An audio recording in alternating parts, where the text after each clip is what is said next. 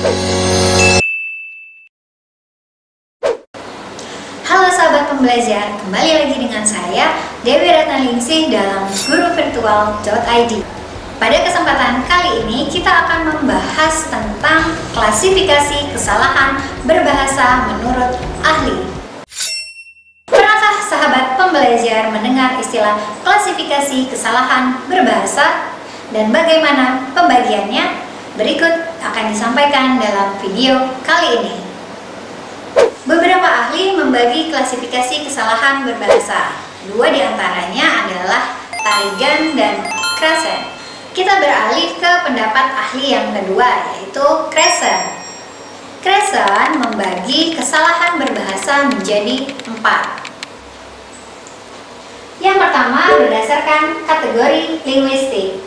Berdasarkan kategori linguistik, kesalahan berbahasa menurut Kresen terdiri atas fonologi, morfologi, sintaksis, semantik dan kata, serta wacana. Yang kedua, kategori strategi performasi. Berdasarkan kategori strategi performasi, kesalahan berbahasa terdiri atas omission, addition, misformation, dan misordering. Yang ketiga, berdasarkan kategori komparatif. Berdasarkan kategori komparatif, kesalahan berbahasa terdiri atas kesalahan karena interlingual, intralingual, ambigu, dan unik. Sementara yang keempat, kategori efek komunikasi.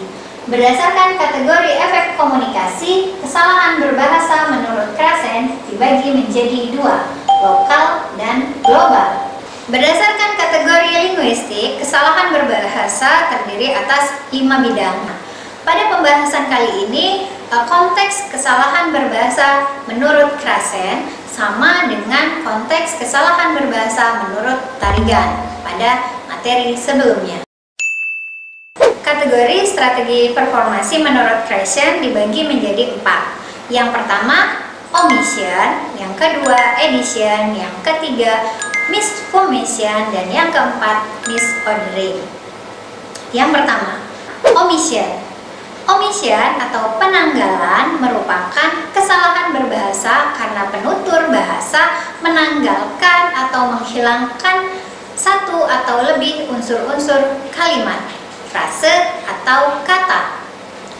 Beberapa contoh omission atau penanggalan adalah kata hilang dilafalkan menjadi hilang. Kata hancur dilafalkan menjadi hancur. Yang kedua, addition atau penambahan.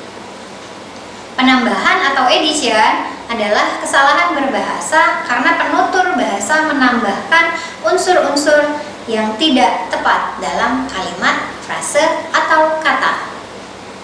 Contoh dari addition adalah kata sepeda menjadi sepeda, kata motor menjadi motor. Berdasarkan kategori performasi, kesalahan yang ketiga adalah misformation atau kesalah bentukan. Kesalah bentukan terjadi ketika seorang pengguna bahasa salah membentuk kata, frase, atau kalimat. Sementara yang keempat adalah misordering.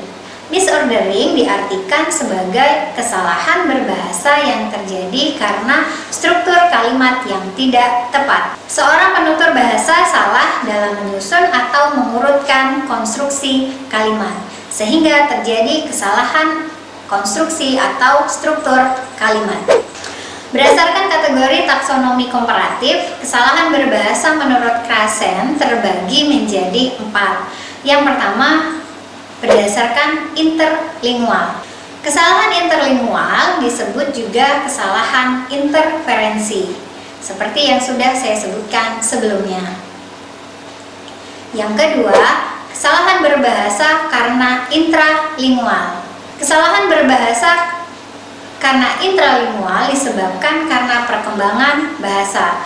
Seorang penutur bahasa kurang memadai dalam penguasaan bahasa kedua atau bahasa yang sedang dipelajari. Kesalahan berbahasa yang selanjutnya karena kesalahan ambigu.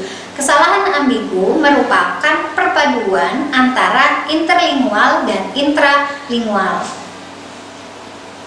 Yang keempat, kesalahan unik. Kesalahan unik merupakan proses kesalahan yang dilakukan dengan tidak diketahui penyebab kesalahan. Kesalahan ini tidak terdeteksi dalam kesalahan interlingual ataupun intralingual. Berdasarkan kategori efek komunikasi, kesalahan berbahasa dibagi menjadi dua. Kesalahan berbahasa secara global dan yang kedua, kesalahan berbahasa secara lokal. Kesalahan berbahasa secara lokal diartikan sebagai kesalahan berbahasa yang terjadi karena seorang salah dalam menyusun kata. Namun, kesalahan dalam penyusunan kata tidak berimbas pada makna yang ingin disampaikan. Sementara, kesalahan dalam bentuk global dilakukan oleh penutur bahasa karena seorang penutur bahasa menyimpang makna secara keseluruhan. Artinya, terjadi penyimpangan makna sehingga seorang lawan bicara tidak memahami apa yang diungkapkan oleh seorang pembicara. Baiklah sahabat pembelajar,